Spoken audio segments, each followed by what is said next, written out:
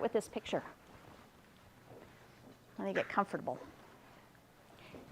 This is one of the proudest moments of my life, and a real bucket lister. I got to ring the bell at the New York Stock Exchange. It was really cool. And you'll notice I was the only woman on the executive team. So for you women, that was super cool.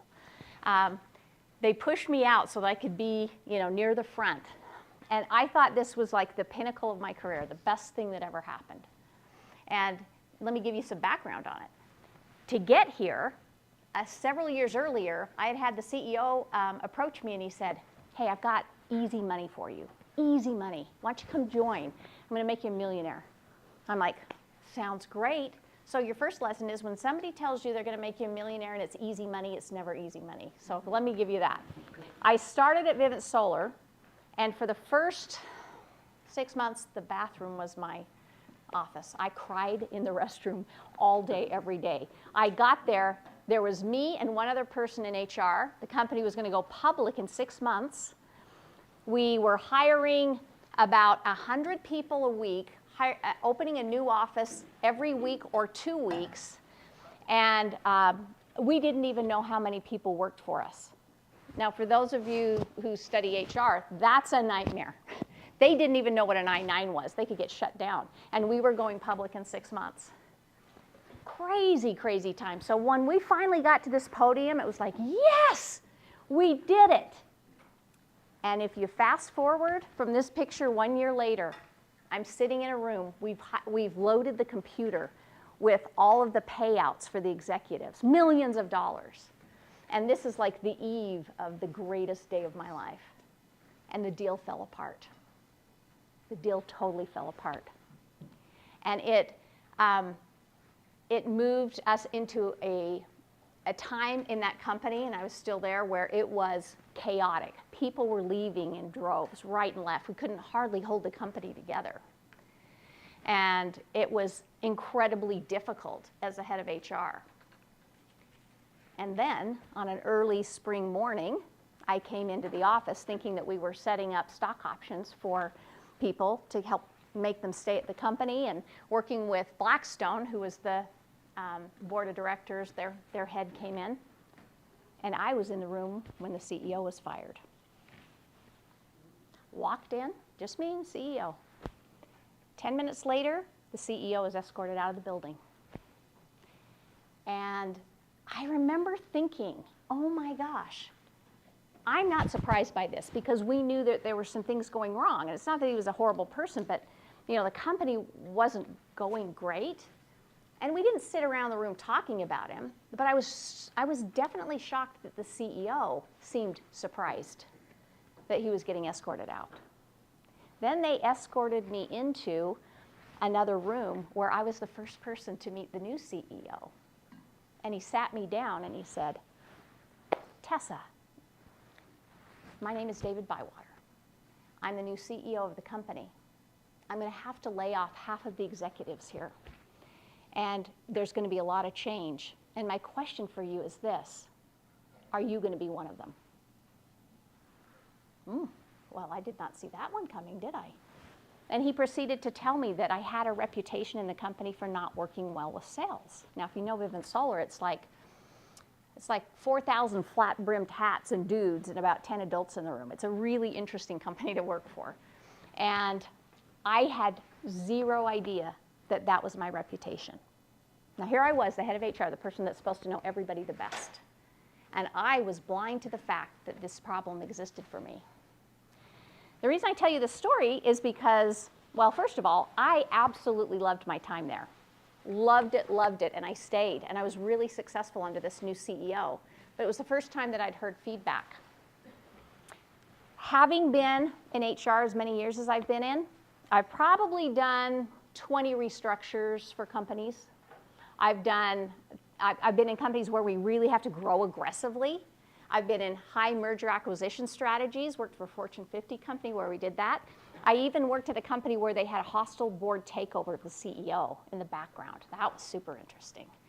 So they were trying to take him out without him knowing ahead of time, while he was trying to sink the company in the meantime. It was crazy.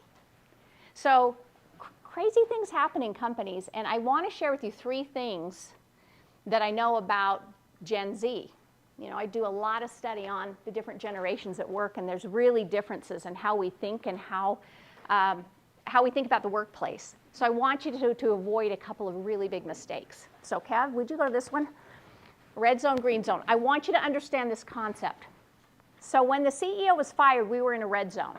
Red zone in a company is when things don't go right, and when it feels really hard and processes are messed up and people are getting laid off, or you're really frustrated. And here's what happens in Gen Z. I'm not staying at that company. There is no way. If I have to write the script, I don't want to, on how you treat people, I don't want to be at this company. And a lot of times, we're seeing young millennials and Gen Z leave the workforce a lot. And although I understand job hopping can get you higher pay, that doesn't fall on deaf ears. I want to give you some information that will help you. Everybody says when the company's having trouble, they say these three things. Company's going down, get out while you can, and it's going to fail. The whole culture is dead. And having done like 50 restructures, here's what's going to really happen. Companies generally don't die. The culture will groove into a new culture that's fine. And the people that stayed during the red zone end up with great promotions. Because a lot of people leave. They hightail it out of there. And the people that are left behind get these opportunities to grow in their career. We let our brains trick us. And I want you to not make this mistake. We think that if we go into a company and it feels hard, or the job feels ridiculously hard or difficult, or the industry or the company feels difficult, that we've made a mistake. It's not true. Your brain tells you made a mistake because you're uncomfortable, but discomfort is actually the first step to you learning how to do things in a different way and pushing you towards innovation. So think about this for a minute. Play-Doh, I think it was 1920s, Play-Doh could have gone out of business. It was used as you'd use Play-Doh to put on your walls to get the soot off walls from fireplaces because they didn't have, heat like we have today. And they had to pivot, right? They had a red zone. They had to pivot and do it differently, and now Play-Doh is what you know it to be today. So they learned to make the pivot. How many of you followed what happened with Southwest about a year and a half ago? When everybody got stuck at airports. There were people everywhere stranded. Their whole system went down. People had been telling Southwest forever, you got to fix the system. The system's broken. The system is not good. And it broke one day, and their stock plummeted. They lost billions of dollars. It almost put Southwest under. Red zone. Red zone. So a red zone in your personal life might look like, oh my gosh, this marriage, it's not working well. That's when we get help, right? That's when we innovate. That's when we have to do things differently. At work, it's going to look like, oh my gosh, the system isn't working, or they just consolidated departments and it feels really clunky, and it's a really bad company to work because the processes are broken. But I'm begging you to think about staying. Here's something that's happening in today's workplace. It used to be that we only placed a value on the careers that went up, right? Straight line up, an I. Now, a T formation is occurring where there's value in you moving, even in same compensation even, but moving across an organization and learning different departments. And when you learn different departments and understand the ecosystem of a company, it's worth a freaking lot. The other thing is, when people leave the company and you get that additional responsibility, you often get a promotion. And even if that promotion is only in title only, that's worth about 10 grand to you. Just a title change on your resume is worth 10 grand because what it tells a company is this person isn't a job jumper. This person is going to move with you as the company, as things happen. You can't, 6-month honeymoon period or a year honeymoon period. There's no way somebody can say 2 years at a company without hitting red zones. And so if you're able to stay, it tells other people this person can stay through hard times. They can adjust as they need to. And so it's really important that you understand the value of staying through a red zone. It will teach you to do things better, differently. It will force you to think creatively. It's really good for you. I call it the post-traumatic growth syndrome. You got You have all this trauma in trying to figure out how to do things, but once it comes out, it's beautiful. So then you go to the next company, you're like, I've seen this before. I know how to fix that. But if I have somebody that's just job jumped, they don't know how to fix it. They weren't there long enough to know how to fix it, because fixing stuff is freaking hard at a company. So that's the first lesson I want you to take away. Next, so discomfort doesn't mean you're in the wrong job or company. Please remember that. Second thing I want to teach you, thanks, hon. I guess I want to talk to you about this for a minute. Here's what's going on. It's so fascinating. I study this like so much. But in my father's generation, nobody changed jobs. They just stayed in the same job forever. And then they paid off their house and they saved for retirement. But then you get to my generation and we realized there were options. And we're like, oh, I might change jobs a time or two. And we changed jobs on average every 8 years. Then you move forward again. All of a sudden, urban comforts is interesting to people. Oh, I want to have a cool car. I want to be able to, I might not be able to pay off my house, but I want to live in a good neighborhood. Then we go to a millennial who's like, I got lots of options. But I like the experience economy. If you've never heard that term, experience economy is I want to go places and post pictures and show people that I've seen things. You go to Gen Z, it's so interesting because my generation was afraid of having more than one job or moving jobs. They're just like, the employer calls the shots, guess I got to go there. But Gen Z goes, if I don't like it, I'll leave. I call them the bye-bye generation because they'd just as soon leave as try and fix what's broken in a company. And they're also not afraid of gig work. So they do what I call job stacking. They'll stack multiple jobs at the same time on top. In fact, one of the things happening out there right now is people are having multiple full-time jobs at the same time and getting pay from all of those companies because the belief of a Gen Z sides more to you're paying me for the job, not for the hours. Whereas you go older, they're like, paying for the hours, got to get more efficient. And if you get more efficient, I'm going to give you more things to do. So this movement from long-term to short-term makes your generation do weird stuff too. You've grown up in a swipe right, swipe left world. So it's going to be really easy for you to say, I don't want to have the conflict at work. Peace out, I'm gone. Please, please learn how to communicate, because if there's one thing I can tell you that's the biggest fatal flaw that you will make in your career that will stop you from growing, it's that you can't get comfortable with conflict. Number one, and it shows up. I teach the 5 stages of growth, you'll see in the book, but about stage 3, it shows up. And if you can't get comfortable with conflict and learn how to have it in a good way and resolve it, you will not grow. You'll just stall out in your companies. Yeah? I have a question. I know this trend is like us as people, us as employees. Do you think it's shifted in terms of like how companies' mindsets are? Do you think that their mindsets now are, we can drop someone after a year, we can fire someone? They have a similar mentality of just plug and play as we need. They've been here for 5 years, but this guy, he's new, we'll just drop him. That's a really great question because it is changing. Right now, Gen X is primarily your senior leadership with some older millennials, and they do think differently. I will tell you this, it costs companies a tremendous amount of money to lose people and retrain.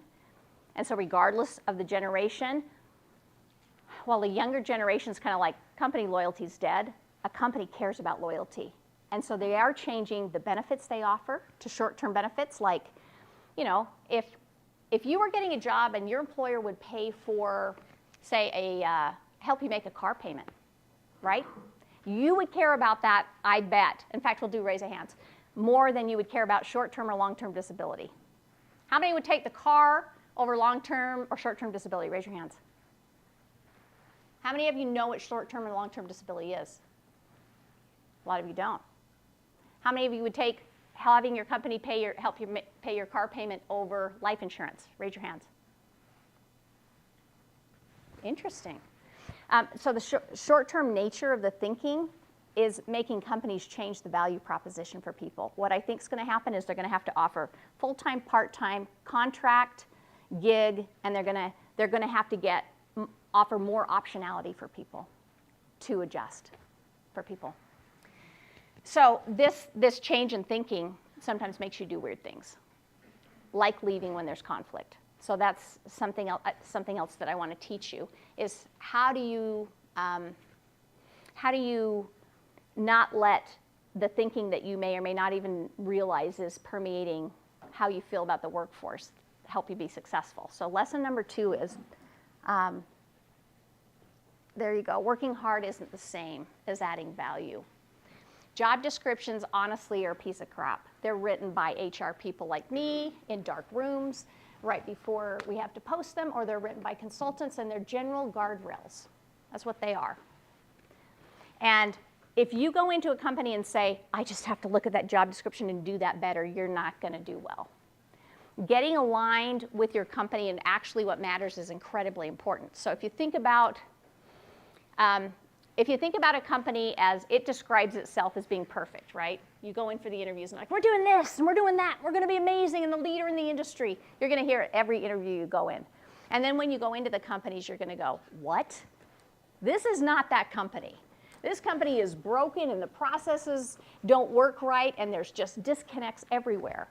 Your ability to play in the center, I call it playing in the gap, that's how you get promotions in a company. You play in the gap. You figure out what's most important, the problems holding the company back from being successful, and you figure out a solution in it. And if you go to your job description, you'll never find it. So for example, I had a team of recruiters. We had no more money to recruit, nothing. And we had, the CEO came out in the company meeting and said, we have to uplift recruiting by 25%. And we're in a college town, so all these companies are competing for the same people, for the same wages. He said, how are we going to do this? Now, if you're not playing in the gap, you just look at your job description and say, I'm going to do my very best to recruit those people that come in through the ATS, and I'm going to try and hire good people.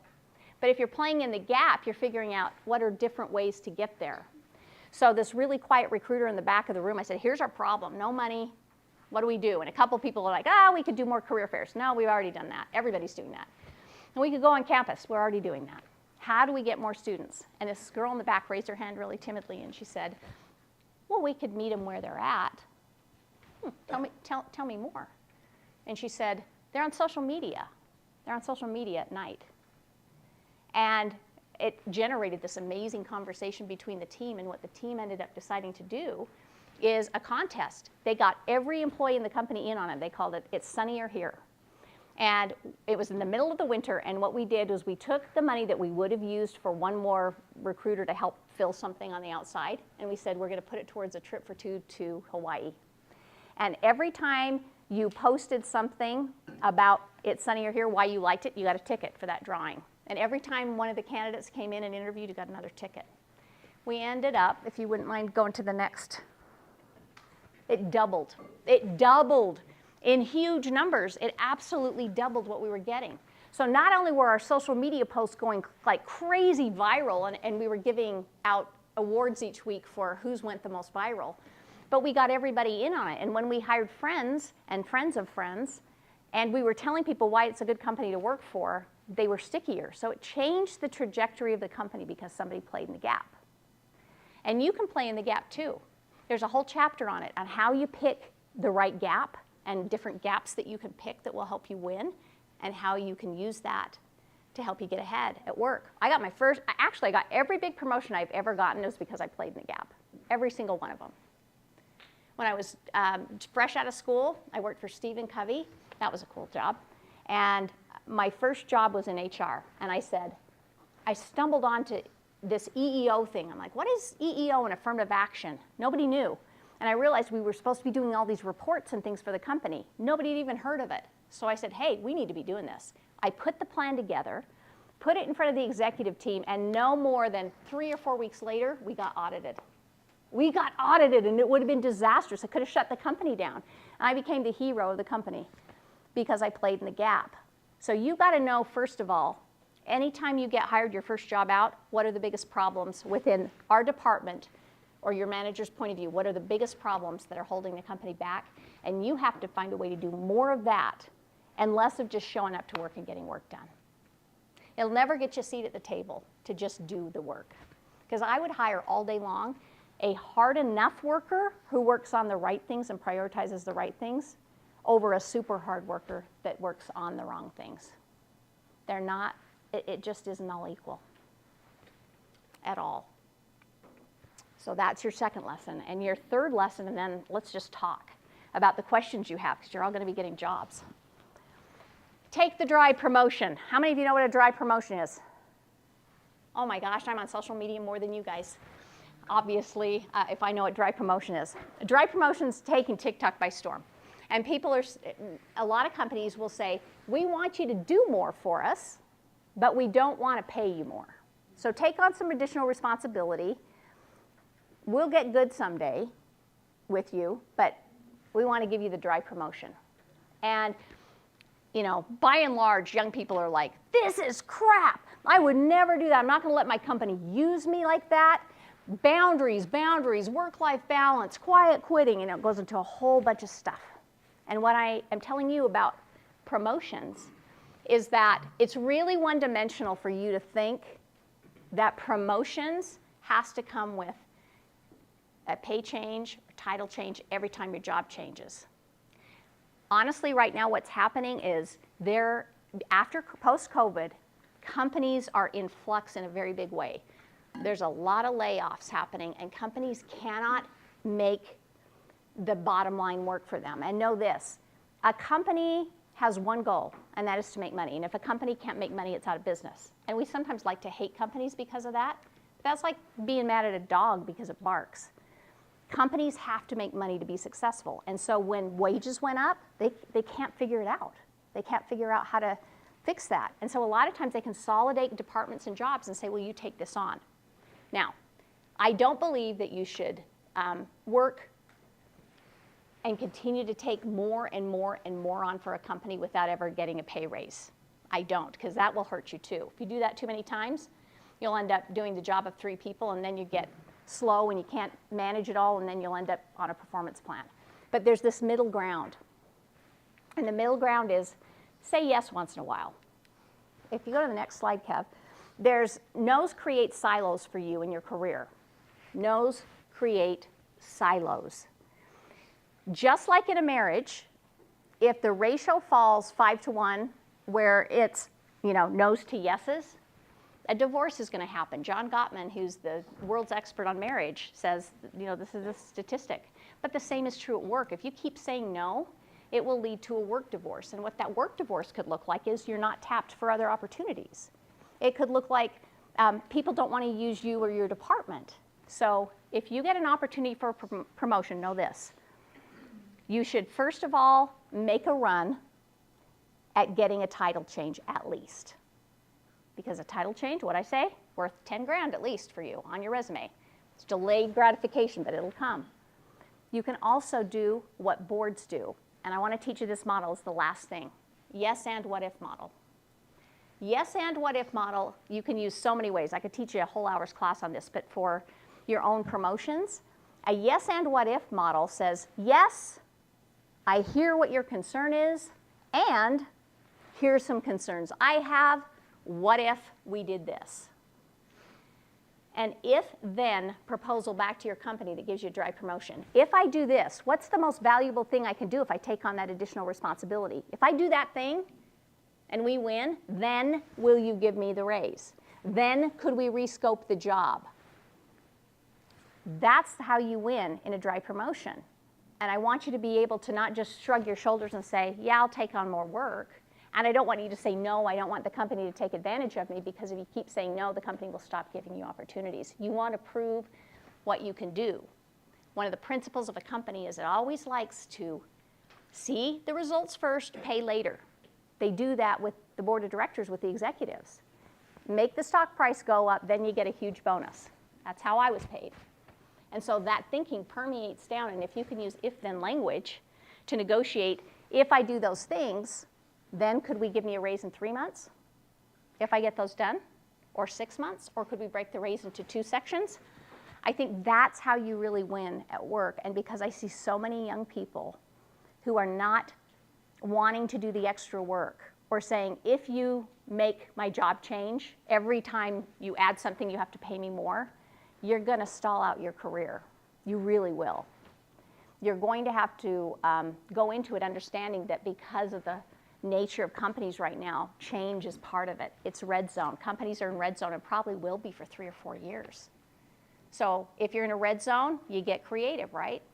And I want you to take those jobs because it's going to get you the promotions that are going to lead to where you need to go in the future.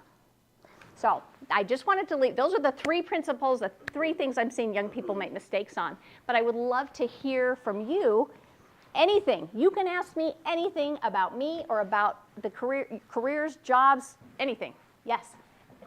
So when you're talking about trying to be in that gap to like fix problems with a company, Yeah. what if you're in that gap and you suggest problems or like suggest Sus- solutions to those problems, and they kind of disregard it and don't listen to you? Is that a point at which you would leave, or would you consider like More going often, over your problem? More often, the way that you're talking about the problem, you're making the rookie mistake, which I hit in the book. I will teach you how to do it in the book, so please read up. You have to come at your proposals from not what I can do, but the problem I'm solving for the company. What can it do for the company? So let me give you an example you'll probably understand and all of you are going to face. If you ask for a raise, most people ask for a raise this way. They'll say, gosh, I really have been working hard, and I absorbed the work of Jessica, and I haven't had a raise for 3 years, and I've been doing really good work for you. I think I deserve a raise. Not one statement in that phrase talked about what's in it for the company, not one. But when you change the way you ask to say, since I came on board, we were able to reduce the recruiting spend by $50,000. Plus, we were able to not hire new people and bring in 40% new candidates and applicants. That's allowed us to bring in 200 new people to the company. If you start to talk like that, you'll get what you want. And the same is true with your proposals. If you have a good idea, you have to speak the language of numbers, which is critical to understand. You can't speak in feelings, or I think it's going to help.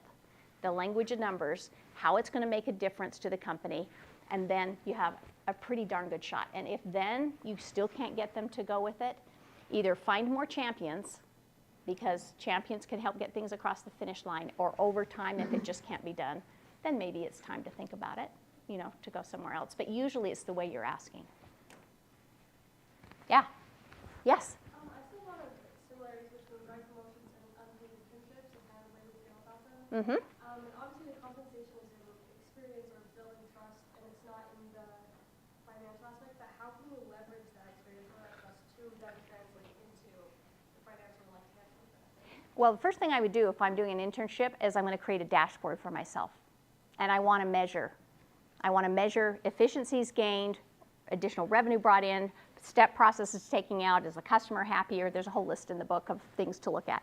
You want to make sure you are measuring it, because the story that you tell at the end of the internship, since I came in, I've been able to do this, and it was here, and now it's here. And my value proposition to you, or the problems I can solve for you if you keep me, are X, Y, and Z.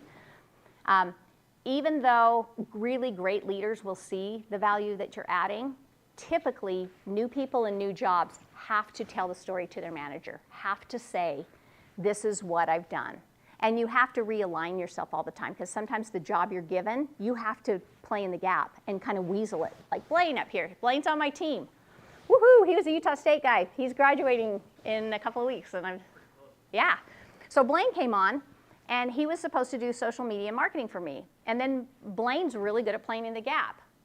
He realized, I'm not as valuable to her unless we're bringing in revenue, because revenue is what pays me, and it fuels the business. So Blaine came to me and said, I think we could drive more revenue if we do this, and we make this change or this modification. So he put together this newsletter, and he put together the way that we get leads dripped to us.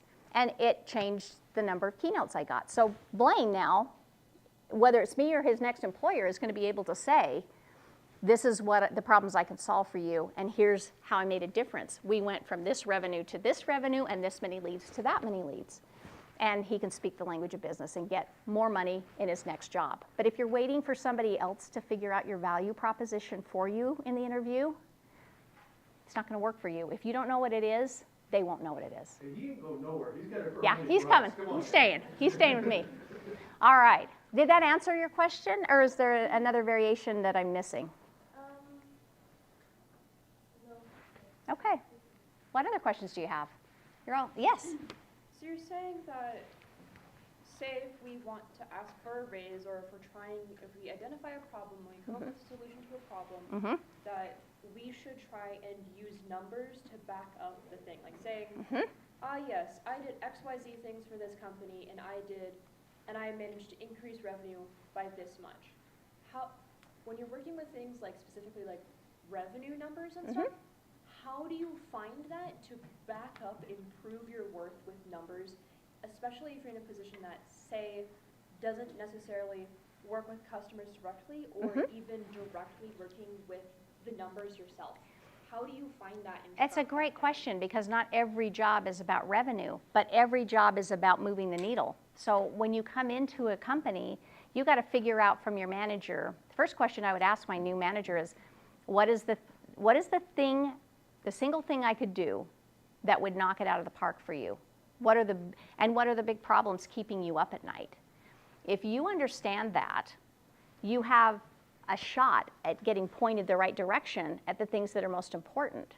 And they change, by the way. So sometimes managers don't actually know what they are. I haven't always known what it is, you know. So sometimes you have to go to your manager and have these, I call them alignment discussions all the time, and the script is in here. But you have to say, here are the top priorities, middle priorities, bottom priorities. I'm going to put most of my time on these top priorities. Are they still the top priorities? And then if I run out of time, it's the bottom priority that's going to get hurt, not the top one, because we win if we do the top. So part of being successful is understanding what the alignment is, and as they change, which they'll change on a moment's notice, and you won't even have a clue that it's changed. And then making sure, even if you can't tie it to revenue, you should be able to say, what's the biggest thing that my manager says is keeping them up at night, or the big problem? How can I solve it, and how can I measure and show that it's changing? And you should be able to come up with what that is and start measuring it. Because you should come into work with reckless abandon going, how do I move that number every day? Because we tend to get lazy, and we just start working on whatever's there, you know, whatever's first in, who's screaming the loudest. And that's not going to get you ahead. And I almost feel like it's not worth sticking around. Like my husband right now is sticking with this company. They just got a new consultant in who's like super duper mean and like calls people out like in like a super mean and assumptuous way, and she'll like yell and that type of stuff like makes me sad, and I'm not even the one sticking it through the job. And he has stayed and he has gotten a promotion, even though I was like, wow, I would leave. But like in my opinion, the promotion isn't worth like being sad. You know what I mean? Yeah, and I think that's So, actually, like, how do you balance that? that's a really normal reaction for a Gen Z. Gen Z are really attuned to work-life balance and feeling good about the place that you work in, and not wanting to feel like that you're being abused in any kind of way or in a toxic environment. So I do get that. Companies aren't all toxic or all bad, right? There's pockets of good. And I think one of the first things that I would recommend to your husband is being able to learn to have the conversation when something doesn't feel right, without just leaving, and being able to say, you know, this is what I expected was going to happen, but here's what's happening. Is that what you intended? There's a whole chapter on these magic questions that you have to ask when something's gnawing at you. Because your husband can leave and never fix it, and he will find that the politics of the next company are just as awful in a different way. Because companies are dysfunctional. There's just too many people working there for them not to be dysfunctional. And so learning to have conversations that build trust rather than break trust, or not avoiding the conversations and just leaving, are going to be really, really important to him. I really believe, in fact, the whole book is really about how do you talk, how do you communicate, and how do you say the things you need to say rather than just getting frustrated to leave. Because you really can make a big dent, even when things feel gross. You can make a big dent in it.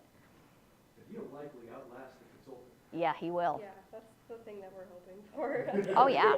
I've had some really good CEOs I've worked for, and I've had some beasts of CEOs that I've worked for that were horrible. And I will tell you, I've learned as much from the bad ones as I have the good ones. Even the bad ones teach you what not to do, because your husband's likely to be a leader. Odds are, if he's in corporate America, at some point he's going to be a leader and a manager of people. And there's value in learning still, even through that red zone. Yes. You said that you were the only woman on that executive team. Can you kind of talk about that, or if you've ever had to deal with disrespect or maybe like gaining respect? Oh, I'm sure you have had to. sucked so bad. Being an executive woman in Utah is hard because there are not still a lot of, we're like bottom in the nation. Let me tell you a story. I went to the airport to go with the executive team to go present to the board in New York. Thought by this point in time I'd made it. The others took the corporate jet and didn't invite us. The CTO and I were so mad. I go to leave and get on the plane again.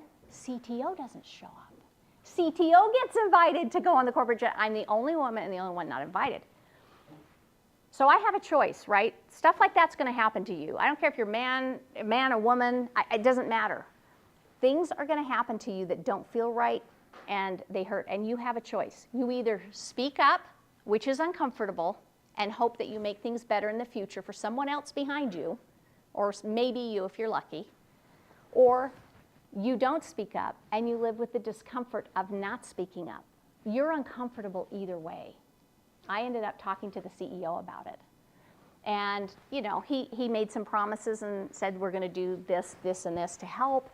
But did it change the world? No. It didn't change the world, but it probably changed it this much for the next person. When you spoke to him, did you bring up, were you pretty blunt and was like, I feel like this is because I was a woman, or was it, or maybe like there's a disconnect there between me and the other leaders that I should be on the same level with them?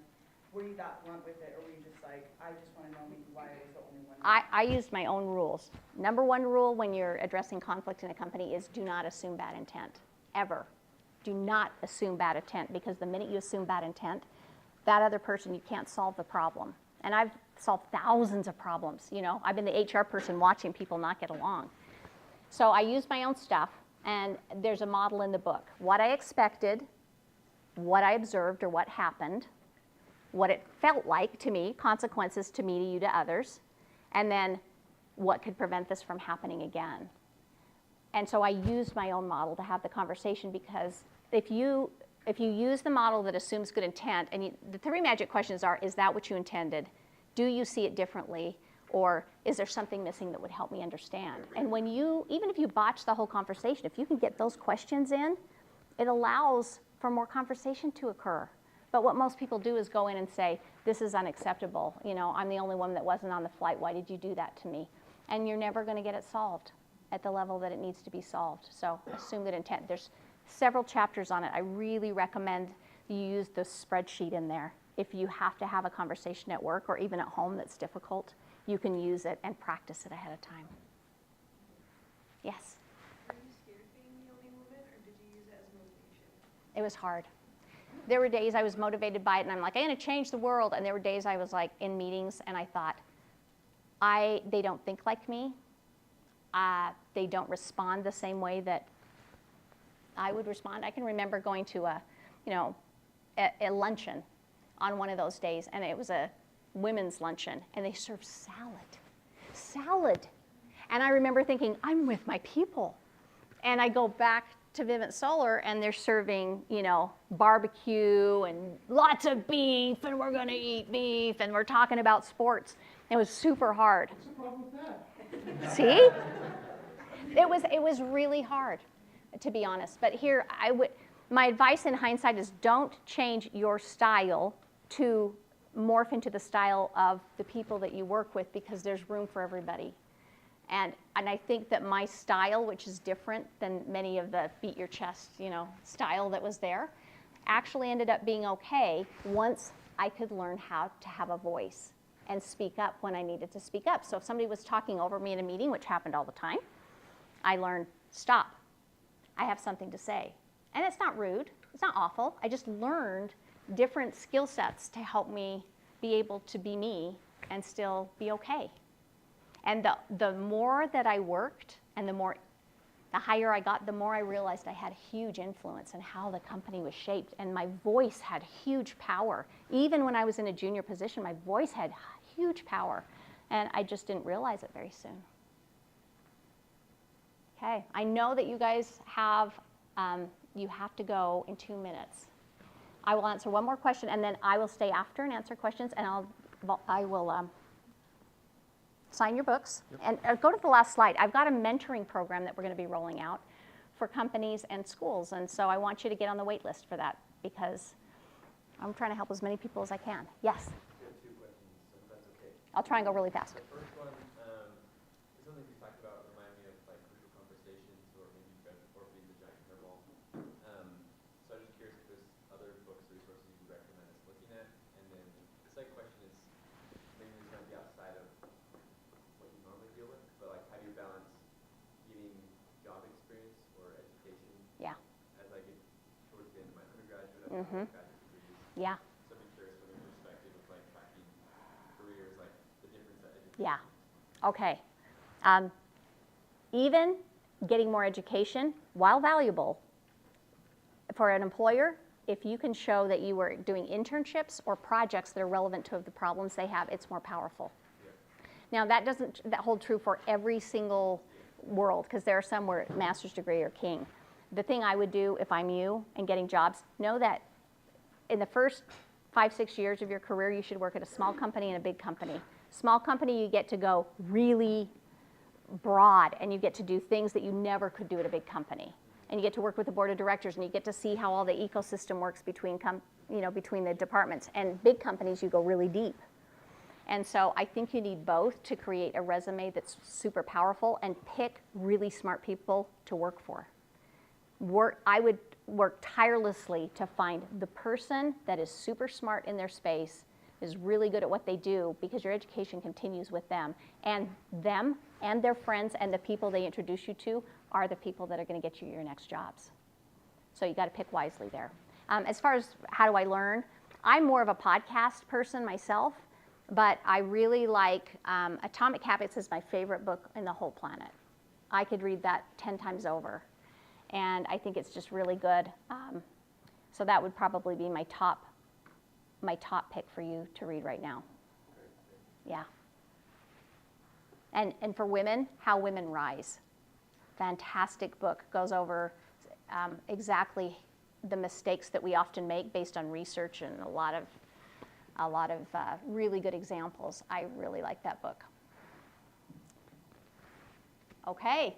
Good enough for now. I will be here. Thank you for listening and for participating so much. It's so great to meet you.